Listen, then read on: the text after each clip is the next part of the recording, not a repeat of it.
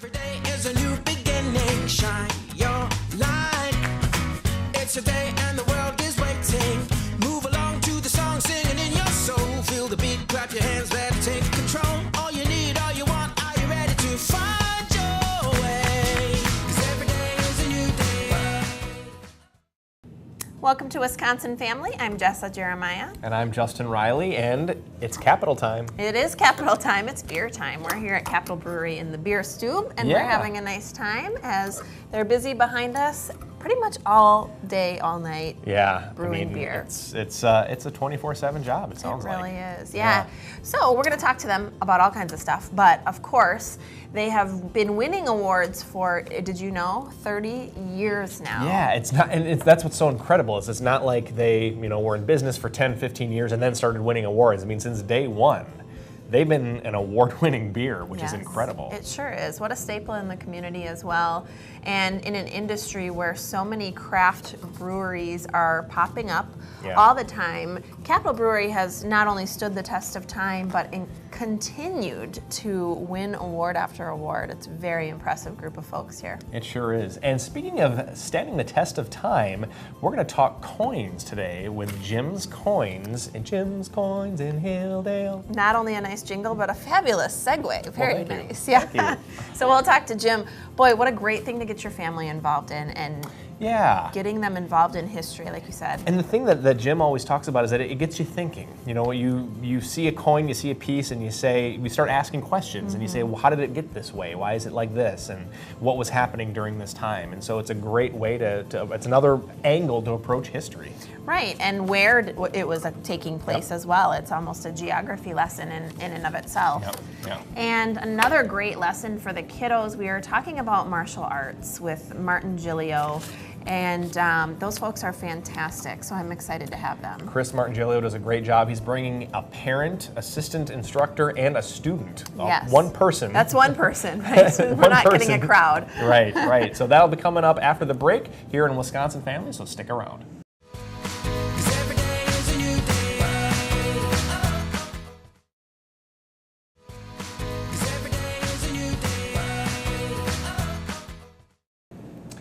Welcome back to Wisconsin Family. We are in the Beer Stube here at Capital Brewery, having a lovely time on a rainy day, actually. On a rainy day, we're inside, but boy, it's such a fun place to be. They're always busy behind us, and brewing is going on all the time. All the time. We are joined now by Chris Martingilio from Martingilio Martial Arts. Chris, welcome back. Hi, thank you. And I see you brought a guest with you today. Can you introduce your I did. guest? This is Michelle Arora. Okay. She is one of my students. She is one of my parents. And she's one of my, I think, hardest working martial artists in the dojo. Awesome. Wow. Awesome. It's exciting. So, Michelle, we were talking a little bit before the show started about how you actually have a black belt in another martial art, and now you're taking lessons from Master Chris. So, what are the benefits of having experiences or background in multiple different martial arts? Well, it gives me, there's two-fold answer to that. So the first part of that is when you're trying to grow as a martial artist, or in any part of your life, it's nice to challenge yourself and actually get out of your comfort zone. Sure. So that was a field that I felt comfortable in, and doing the karate helped challenge me and grow in that direction. And the second part of that is, it's kind of, if you just focus on the tree versus seeing the whole forest, if you've studied different martial arts, you kind of get a very better grasp of what you're doing currently. It just helps you grow better. I would imagine there's enough similarities between different martial arts to where it's not like learning how to walk all over again. Absolutely. Our Grandmaster Thomas always says it's all the same. Yeah. It's always the same move. We're doing this here, we're doing this in there, we're doing Sure. So It's variations. It's variations, and then just you tweak it a little for each culture of each martial art. Interesting. So in your experience, now we've talked a little bit about this specific program, Self-Defense Rescripted. Talk to us about that and what you've sort of taken away from that program.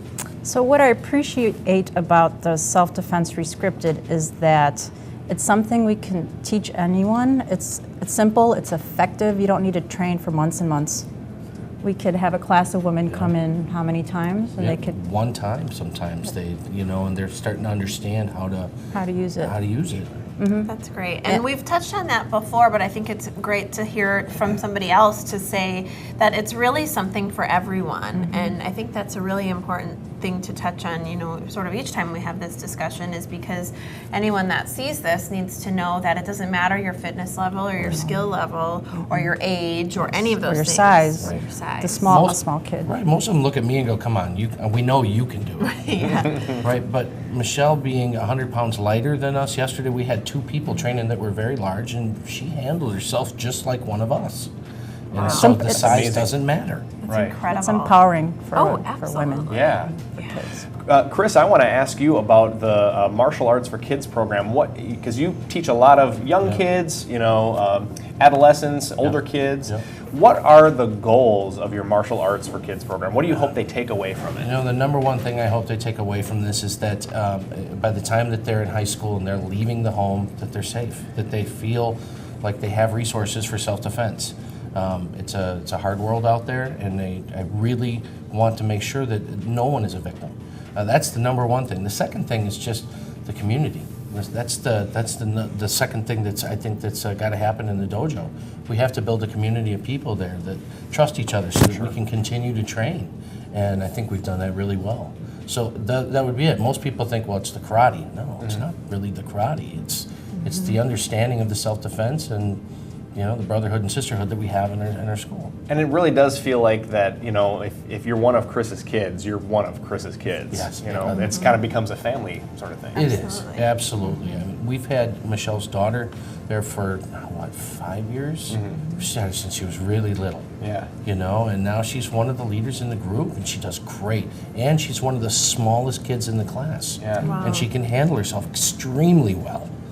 You know, and that makes me feel good knowing that, you know, when she leaves the house, that she's going to be okay. You'll be all right. Yeah, and I like how you said that. You kind of become part of the family. You feel like one of your kids. Or Yeah. you even said in the open, this is one of my parents. We should mention, not Chris's not my parents. parents. Right. But as a mom and having a child in the program, talk to us a little bit about why you think it's so important for kids to learn self-defense in some way. It's part of that empowering aspect of it. So my daughter, I mean, God forbid anything happens, but she could walk around with confidence that if a situation arose, she could handle herself. And it doesn't have to be anything big. It could be something in the hallway at school.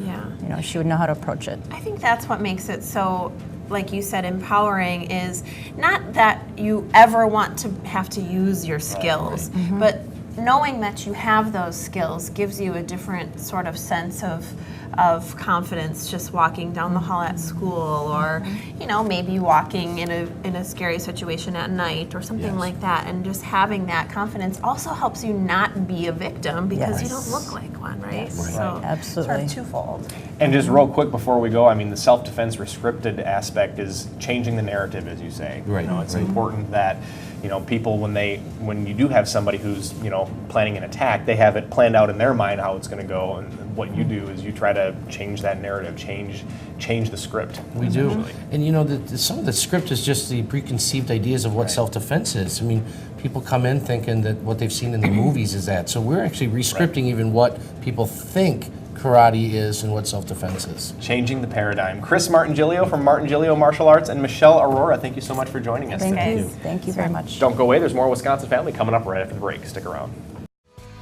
'Cause every day is a new day.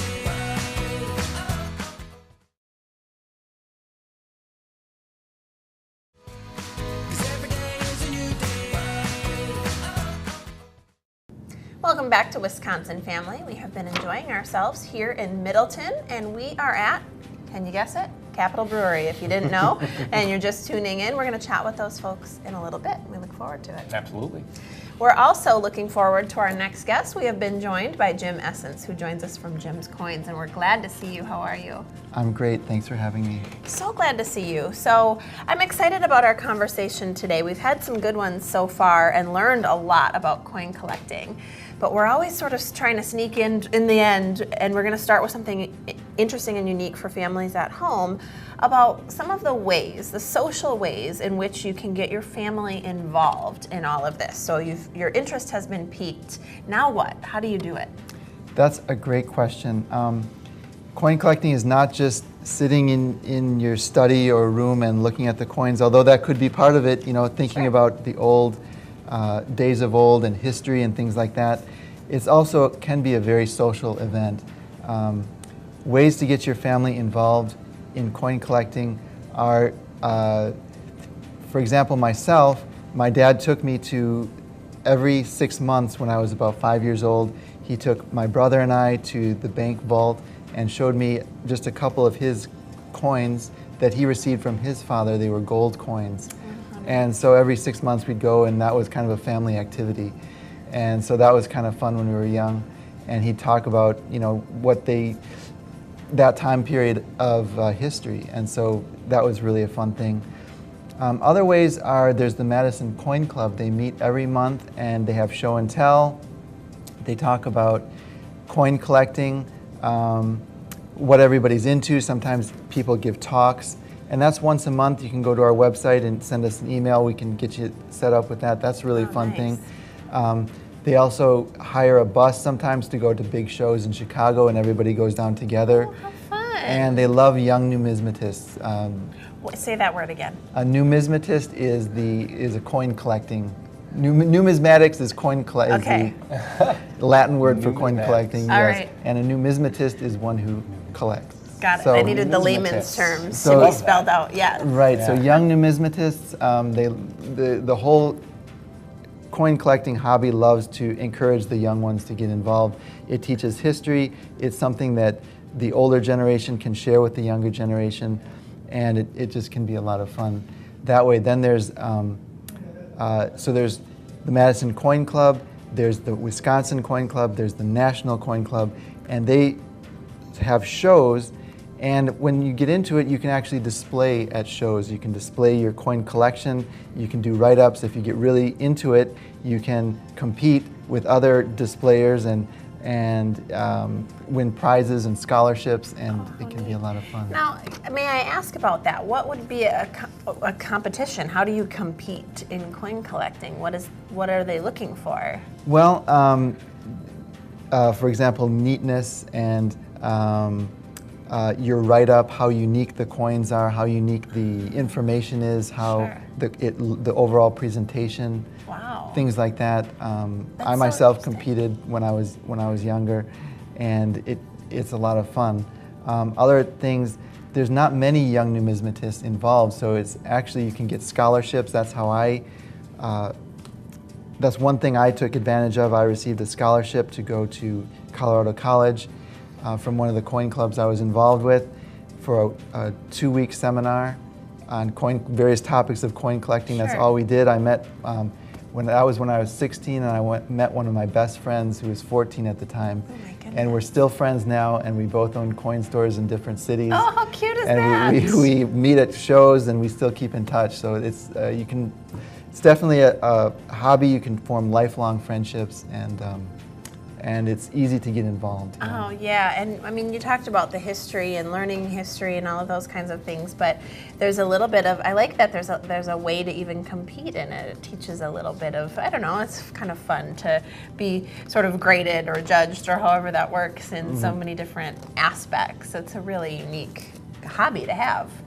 Yes, and if they're younger, you can, for example, if they're learning the states, you can say, okay, I'm going to give you a state quarter. Every time you can get up, if you're at 25 states, every state that you memorize, you can get a state quarter. There's a presidential series, this coin right here. You can talk about the presidents. Okay, name one thing about this president and I'll give you this presidential dollar, something like that. And it just gets the mind thinking, and the conversation's happening, and that's really what creates memories, and not only between the people, but also just in life. How fun is that? And we just have a very little bit of time left, Jim. Our time always goes so fast here, but I wanted to give you a chance to talk about some of these things. I'm really curious to know what is this? This is such a cool little piece. Can you talk to us about this? Right.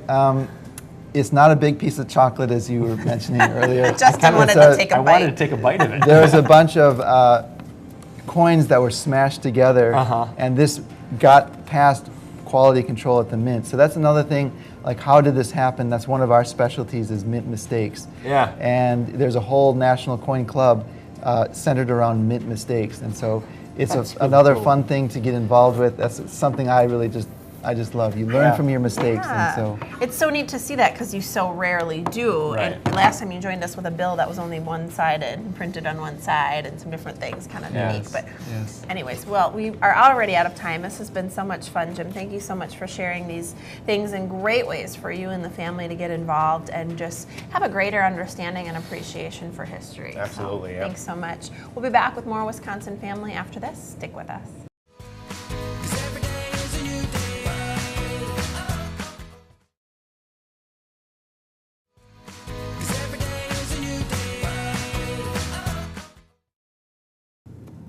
Welcome back to Wisconsin Family. We are at the Beer Stube. We are We're at indeed. Capitol Brewery.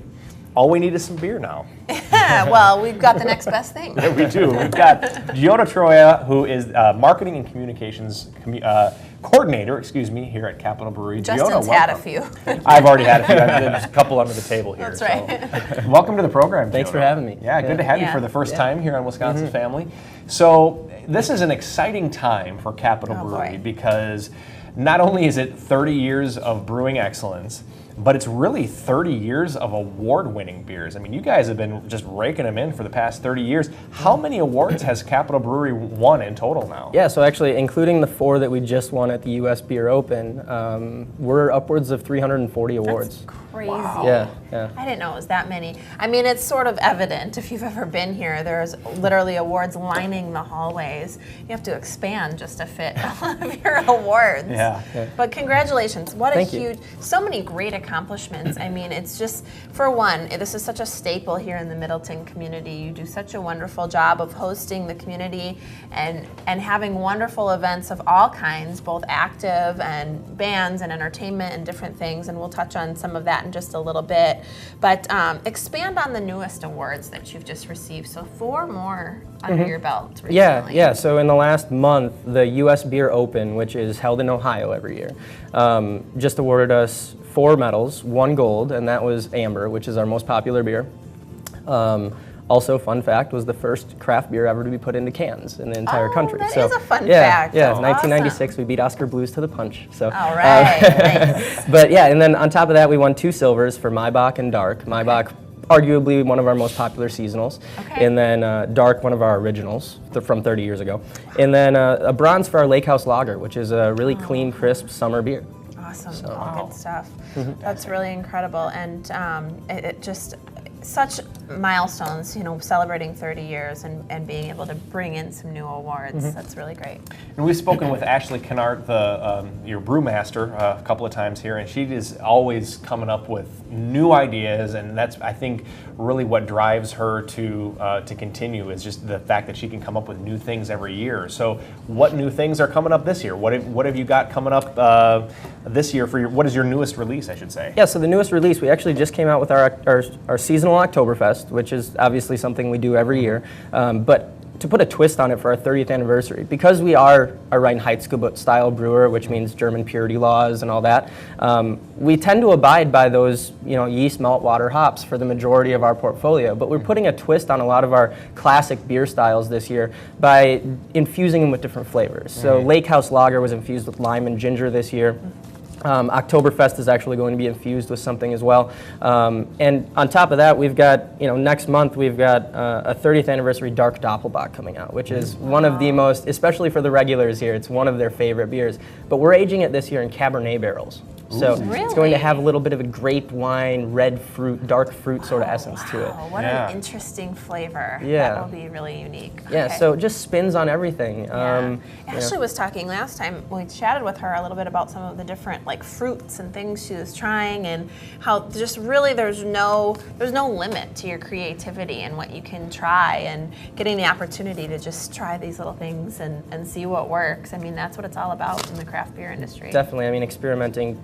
Customers' flavor profiles and taste buds are always changing, so it's really fun to sort of give them something new and interesting, but always be that company that is going to make really pure clean beers that you can always fall back to once you get, tired of the constant experimentation in the industry. So we're really proud to be sort of that fallback for a lot of people too. And what was that word that you used to describe? It was a German word that you used to describe. Reinheitsgebot. Oh my Don't ask me to spell it. I have no idea. But it's basically in 1516, Germany developed these laws to basically do a few things to balance out the economy. Okay. Because there was a constant tug of war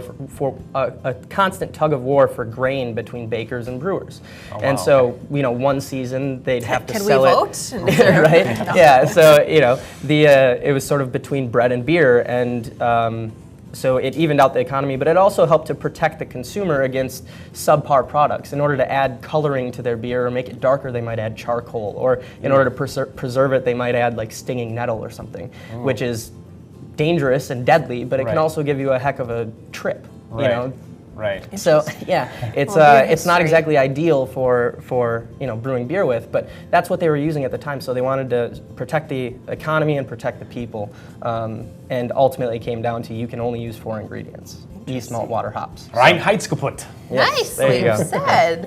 And you know your stuff. Way to know your history. That's wonderful. Now, we got a couple minutes left. Let's talk a little bit about the Capitol Brewery block party that is coming up. So some exciting things. Share with us. Yeah, so we've got 3 bands. We're not releasing the headliner band yet, but we do have a local act and 2 national acts. And so, we're really excited about that. A lot of vendors, food vendors, sponsors are participating as well. We're basically shutting down the entire block in front of the brewery from High Point Road down Terrace Avenue to almost Parmenter Street. So it'll be a really big event. We've got, like I said, bands, food, come on out, October. And a lot of this stuff is still under lock and key. You're not allowed to disclose, or you have to kill us as far as like who the headliners I'll are. find you if you know. Yeah, we'll be announcing it shortly, but can you talk about who some of the sponsors are? Yeah, absolutely. So we've got a lot of locally owned businesses that are participating. Nitty Gritty being one of them. Mounds, Pet Food Warehouse, Papa Murphy's. We have a really close relationship with at the brewery here, so it just sort of made sense to roll them into it as well.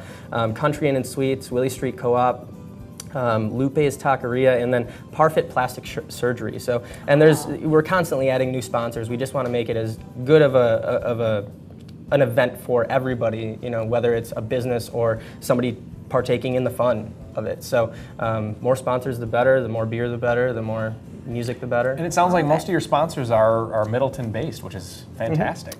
Keeping it local. Yeah, a lot of locally owned businesses that love us, we love them, and trying to make Middleton a really fun destination for everybody. Well, this has become kind of the hub for the Middleton events, and I think it's so nice the way that you have branched out and partnered with some really great organizations in everything that you do. So it's nice to hear that the Capitol Brewery block party, that's a tiny tongue twister, is no different. So we look forward to that. And October, what a great time to come out. Yeah. And you're a little bit past the heat, so we don't have to worry about that. It's a nice time to get a few the fall things colors in. and everything. Yeah, before the snow comes. Yeah. Oh my gosh. Definitely. It is coming. Well, thank you so much. Thanks for having me again. Thanks for having us. It's been a pleasure. Giotto Troia from Capitol Brewery, thank you so much, and thank you for joining us today. That's all the time we have for Wisconsin Family, and we'll see you next time.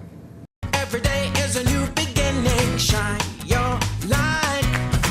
It's a day and the world is waiting. Move along to the song, singing in your soul. Feel the beat, clap your hands.